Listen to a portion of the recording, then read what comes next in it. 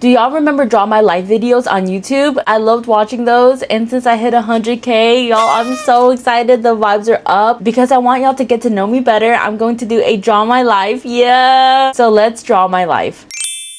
We need to start in the beginning. I was born in California on Monday, August 31st, 1998. So I grew up in a pretty nostalgic time, the 2000s. My parents were divorced pretty much my whole life. I was the youngest of 4 siblings at the time. There was my oldest sister Christina, my brother C, my sister Angel, and then there was me. I always wished my story included a parent that sacrificed everything they had for their kids, but my parents were young and still needed to navigate and live their own lives. My parents were only 18 or 19 when they started having us, and the 4 of us lived in California with my mom in Orange County. My dad was out of the picture. Most of the times he was just a call on the phone. You know the oldest sister trope where she takes care of all the other siblings? That was my sister Christina. She went to all of our parent conferences, made us food, got us ready for school. I think about it, and she was literally just a kid taking care of another kid. And that's what you call oldest sister trauma.